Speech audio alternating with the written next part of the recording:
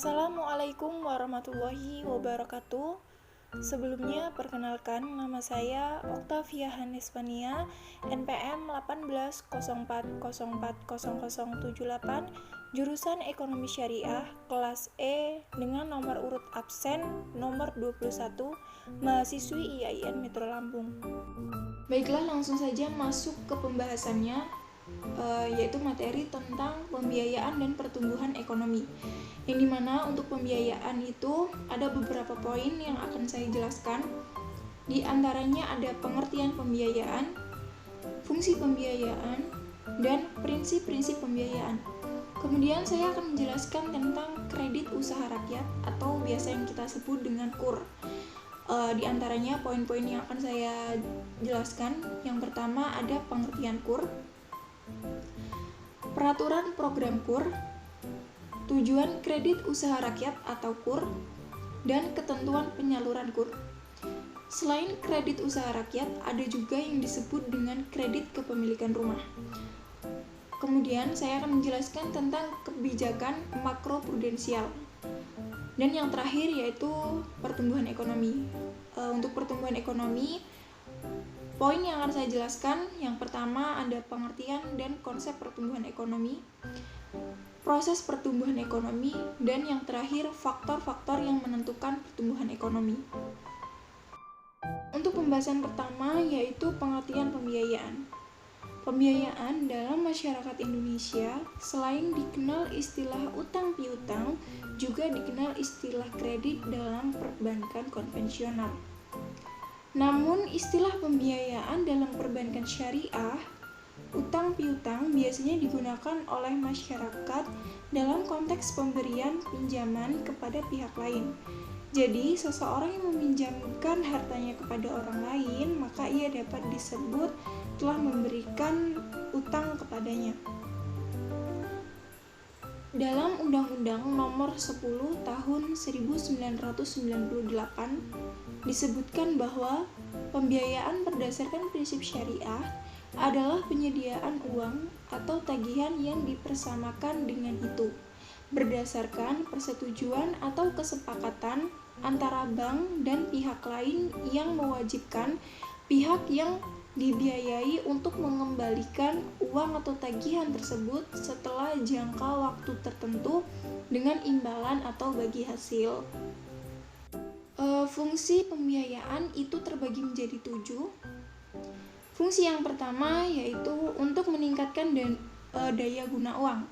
Jadi nasabah yang menyimpan uang atau dananya dalam bank dalam bentuk giro, tabungan, dan deposito, maka dana atau uang tersebut dalam persentase tertentu ditingkatkan kegunaannya oleh bank sebagai usaha peningkatan produktivitas. Fungsi yang kedua untuk meningkatkan daya guna barang. Meningkatkan daya guna barang ini terbagi menjadi 2. Yang pertama, produsen dengan bantuan pembiayaan, bank dapat mengubah bahan mentah menjadi bahan jadi, sehingga utility dari bahan tersebut meningkat. Misalnya, peningkatan utility dari padi menjadi beras. Yang kedua, produsen dengan bantuan pembiayaan dapat memindahkan barang dari suatu tempat yang kegunaannya kurang ke tempat yang lebih bermanfaat. Fungsi yang ketiga untuk meningkatkan peredaran uang. Pembiayaan disalurkan melalui rekening-rekening koran pengusahanya, menciptakan pertambahan peredaran uang giral dan sejenisnya, seperti cek, giro, wesel, promes, dan sebagainya. Hal ini selaras dengan pengertian bank selaku money creator. Penciptaan uang itu selain dengan cara substitusi, penukaran uang kartal dengan uang giral, maka ada juga exchange of claim, yaitu bank memberikan pembiayaan dalam bentuk uang giral. Fungsi yang keempat, untuk menimbulkan kegairahan berusaha. Setiap manusia adalah makhluk yang selalu melakukan kegiatan ekonomi, yaitu berusaha untuk memenuhi kebutuhannya. Kegiatan usaha sesuai dengan dinamikanya akan selalu meningkat. Akan tetapi, peningkatan usaha tidaklah selalu diimbangi dengan peningkatan kemampuannya, yang berhubungan dengan manusia lain yang mempunyai kemampuan. Fungsi yang kelima, stabilitas ekonomi. Dalam ekonomi yang kurang sehat, langkah-langkah stabilisasi pada dasarnya diarahkan pada usaha-usaha untuk yang pertama, pengendalian inflasi, yang kedua, peningkatan ekspor, yang ketiga, rehabilitas prasarana, dan yang keempat, pemenuhan kebutuhan pokok rakyat. Fungsi yang keenam, sebagai jembatan untuk meningkatkan pendapatan nasional. Wirausahawan atau produsen yang telah mendapatkan pembiayaan pasti akan berusaha untuk meningkatkan usahanya. Peningkatan usahanya berarti peningkatan keuntungan atau profit. Fungsi pembiayaan yang ketujuh yaitu sebagai alat hubungan ekonomi internasional. Sebagai lembaga pembiayaan, perbankan tentunya tidak hanya bergerak di dalam negeri, akan tetapi juga mancanegara. Misalkan saja dengan negara-negara kaya atau yang kuat ekonominya. Demi menjalin hubungan antar negara, baik secara bilateral maupun multilateral, tentunya pihak lembaga keuangan banyak memberikan bantuan kepada negara-negara yang sedang berkembang atau sedang membangun melalui kredit. Kemudian, prinsip-prinsip pembiayaan. Prinsip-prinsip pembiayaan merupakan suatu pedoman yang dijalankan yang menjadi acuan dalam bertindak. Perbankan syariah dalam melaksanakan fungsinya menyalurkan dana ke pihak nasabah atau masyarakat yang defisit. Yang melakukan pembiayaan pastinya harus melakukan analisis untuk memperkecil resiko yang akan terjadi. Prinsip yang digunakan oleh lembaga keuangan pada umumnya meliputi 5C, yaitu karakter, capacity, kapital, collateral, dan condition of economic. Selain prinsip-prinsip yang sudah saya sebutkan, dalam memberikan pembiayaan kreditur juga menggunakan prinsip 3R, yakni return. Return atau pengembalian yang dihasilkan oleh calon debitur, yaitu ketika pembiayaan telah dimanfaatkan dan dapat diantisipasi oleh calon kreditur. Yang maksudnya, perolehan tersebut mencakupi untuk membayar kembali pembiayaan. Kemudian repayment adalah pertimbangan mengenai kemampuan membayar pihak debitur, yang juga mencakup kemampuan ketepatan pihak debitur dalam membayar kembali pembiayaan sesuai tenggat waktu yang disepakati. Yang terakhir, risk bearing ability. Penilaian kesanggupan pihak debitur oleh pihak bank mengenai penanganan resiko jikalau dalam tenggat waktu pembiayaan terjadi hal-hal di luar antisipasi kedua. Selanjutnya tentang kredit usaha rakyat atau biasa yang kita sebut dengan KUR. Yang pertama, pengertian KUR. Menurut Peraturan Menteri Keuangan Nomor 135/PMK 05/2008 tentang fasilitas penjaminan kredit usaha rakyat. Pengertian KUR adalah kredit atau pembiayaan kepada UMKMK atau usaha mikro, kecil, menengah, koperasi dalam bentuk pemberian modal kerja dan investasi yang didukung fasilitas penjaminan untuk usaha produktif. KUR atau kredit usaha rakyat adalah kredit pembiayaan yang diberikan oleh perbankan kepada usaha mikro, kecil, menengah, dan koperasi, di mana usaha tersebut memiliki prospek bisnis yang baik dan memiliki kemampuan untuk mengembalikan. UMKM yang diharapkan dapat mengakses KUR adalah UMKM yang bergerak di sektor usaha produktif, antara lain seperti pertanian, perikanan dan kelautan, perindustrian, kehutanan, dan jasa keuangan simpan pinjam. Dalam pelaksanaan program KUR terdapat 3 pilar penting, yaitu yang pertama, pemerintah yang berfungsi membantu dan mendukung pelaksanaan pemberian kredit berikut penjamin kredit. Yang kedua, lembaga penjamin yang bertindak selaku penjamin atas kredit atau pembiayaan yang disalurkan oleh perbankan. Yang terakhir, perbankan sebagai penerima jaminan berfungsi menyalurkan kredit kepada UMKM dan koperasi dengan menggunakan dana internal masing-masing. Peraturan Program Kredit Usaha Rakyat atau KUR. Berdasarkan Peraturan Menteri, Koordinator Bidang Perekonomian Republik Indonesia selaku Ketua Komite Kebijakan Pembiayaan bagi Usaha Mikro Kecil Menengah Nomor 8 Tahun 2015 tentang Pedoman Pelaksanaan Kredit Usaha Rakyat Pasal 1 menjelaskan bahwa kredit usaha rakyat, kemudian yang disingkat KUR, adalah kredit atau pembiayaan modal kerja atau investasi kepada debitur usaha yang produktif dan layak namun belum memiliki anggunan tambahan atau anggunan tambahan belum cukup. Penyalur KUR adalah bank atau lembaga keuangan, bukan bank yang ditunjuk untuk menyalurkan KUR. Penjamin adalah kegiatan pemberian jaminan atas pemenuhan kebijakan finansial debitur KUR oleh perusahaan penjamin. Perusahaan penjamin adalah perusahaan yang ditunjuk untuk memberikan penjamin KUR. Suku bunga adalah tingkat bunga yang dikenakan dalam pemberian KUR.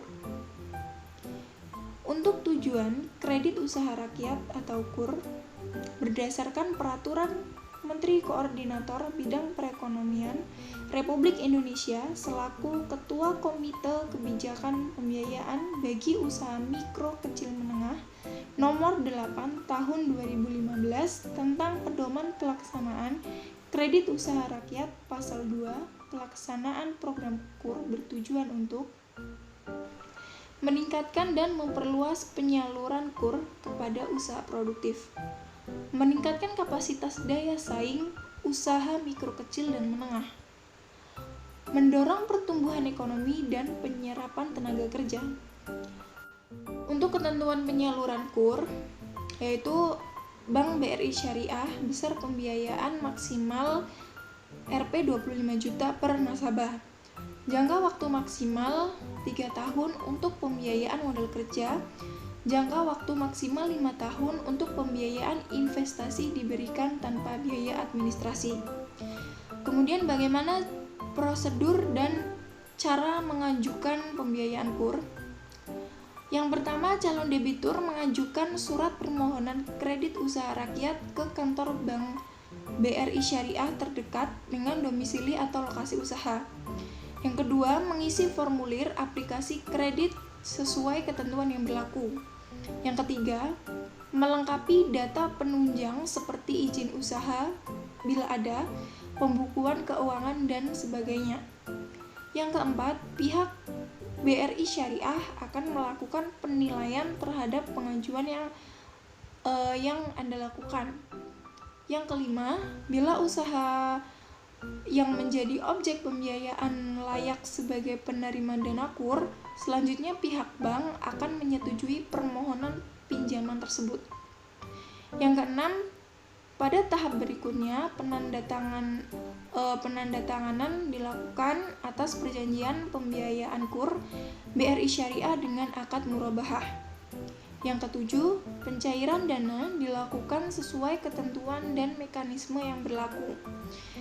Yang kedelapan, setelah menerima pencairan dana, Anda wajib melakukan angsuran sesuai dengan nominal yang telah ditetapkan. Untuk target marketnya adalah yang pertama, semua sektor industri yang tidak bertentangan dengan syariah. Yang kedua, UMKM atau koperasi yang tidak sedang menerima kredit dari perbankan atau program kecuali kredit konsumtif. Selanjutnya, kredit pemilikan rumah. Apa sih kredit pemilikan rumah itu? Jadi, kredit pemilikan rumah atau biasa yang disebut dengan KPR adalah suatu fasilitas kredit yang diberikan oleh perbankan kepada para nasabah perorangan yang akan membeli atau memperbaiki rumah. KPR itu muncul karena adanya berbagai kondisi penunjang yang strategis, di antaranya adalah pemenuhan kebutuhan perumahan yang semakin lama semakin tinggi, namun belum dapat mengimbangi kemampuan daya beli kontan dari masyarakat. Ada dua jenis kredit pemilikan rumah yang dikenal luas di Indonesia. Yang pertama, KPR bersubsidi. KPR bersubsidi merupakan kredit yang diberikan kepada masyarakat berpenghasilan menengah ke bawah dalam rangka memenuhi kebutuhan perumahan atau perbaikan rumah. Kredit subsidi ini diatur pemerintah sehingga tidak semua masyarakat yang mengajukan permohonan kredit dapat diberikan fasilitas. Secara umum, batasan yang ditetapkan pemerintah dalam pemberian subsidi adalah penghasilan pemohon dan maksimum kredit yang diberikan. Yang kedua, KPR non-subsidi merupakan kredit yang diberikan kepada seluruh masyarakat luas. Ketentuan pemberian KPR non-subsidi ditetapkan oleh bank, sehingga penentuan besar kredit maupun suku bunga ditetapkan oleh bank. Selanjutnya, saya akan menjelaskan tentang kebijakan makroprudensial. Apa sih kebijakan makroprudensial? Jadi, kebijakan makroprudensial adalah instrumen regulasi prudensial yang ditunjukkan untuk mendorong stabilitas sistem keuangan secara keseluruhan, bukan kesehatan lembaga keuangan secara individu. Kebijakan makroprudensial mempunyai tujuan untuk menjamin daya tahan sistem keuangan secara keseluruhan dalam rangka menjaga suplai jasa intermediasi keuangan kepada perekonomian secara keseluruhan. Faktor-faktor resiko. Kebijakan makroprudensial digunakan untuk mencegah terjadinya siklus penawaran kredit yang berlebihan dan likuiditas yang dapat menyebabkan ketidakstabilan perekonomian. Dengan peran menjaga stabilitas suplai intermediasi keuangan ini, kebijakan makroprudensial mempunyai peran yang menunjang tujuan kebijakan moneter dalam menjaga stabilitas harga dan output. Faktor-faktor risiko tersebut akan meningkat sejalan dengan memburuknya perekonomian. Ketika perekonomian lemah, kualitas debitur memburuk sehingga mengharuskan bank menyediakan tambahan modal. Lalu ada pertumbuhan ekonomi. Apa sih sebenarnya pertumbuhan ekonomi itu? Jadi pertumbuhan ekonomi berarti perkembangan kegiatan dalam perekonomian yang menyebabkan barang dan jasa yang diproduksikan dalam masyarakat bertambah dan kemakmuran masyarakat meningkat. Masalah pertumbuhan ekonomi dapat dipandang sebagai masalah makroekonomi dalam jangka panjang. Perkembangan kemampuan memproduksi barang dan jasa sebagai akibat pertambahan faktor-faktor produksi pada umumnya tidak selalu diikuti oleh pertambahan produksi barang dan jasa yang sama besarnya. Pertambahan potensi memproduksi kerap kali lebih besar dari pertambahan produksi yang sebenarnya. Dengan demikian, perkembangan ekonomi adalah lebih lambat dari produksinya. Apa saja faktor-faktor yang menentukan pertumbuhan ekonomi? Jadi faktor-faktor yang menentukan pertumbuhan ekonomi yaitu yang pertama, tanah dan kekayaan alam lainnya. Kekayaan alam akan mempermudah usaha untuk mengembangkan perekonomian suatu negara. terutama pada masa-masa permulaan dari proses pertumbuhan ekonomi. Apabila negara tersebut mempunyai kekayaan alam yang dapat diusahakan dengan menguntungkan, hambatan yang baru saja dijelaskan akan dapat diatasi dan pertumbuhan ekonomi dipercepat. Yang kedua, jumlah dan mutu dari penduduk dan tenaga kerja. Penduduk yang bertambah akan mendorong jumlah tenaga kerja, dan penambahan tersebut memungkinkan negara itu menambah produksi. Di samping itu, sebagai akibat pendidikan, latihan, dan pengalaman kerja, keterampilan penduduk akan selalu bertambah tinggi. Hal tersebut menyebabkan produktivitas bertambah dan ini selanjutnya menimbulkan pertambahan produksi yang lebih cepat daripada pertambahan tenaga kerja. Yang ketiga, barang-barang modal dan tingkat teknologi. Pada masa kini, pertumbuhan ekonomi dunia telah mencapai tingkat yang lebih tinggi, yaitu jauh lebih modern daripada kemajuan yang dicapai oleh suatu masyarakat yang masih belum berkembang. Barang-barang modal yang sangat banyak jumlahnya, dan teknologi yang telah menjadi bertambah modern, memegang peran yang penting sekali dalam mewujudkan kemajuan ekonomi yang tinggi. Nah, begitulah yang bisa saya jelaskan tentang pembiayaan dan pertumbuhan ekonomi. Apabila ada kesalahan, saya memohon maaf ya sebesar-besarnya. Saya akhiri. Wassalamualaikum warahmatullahi wabarakatuh.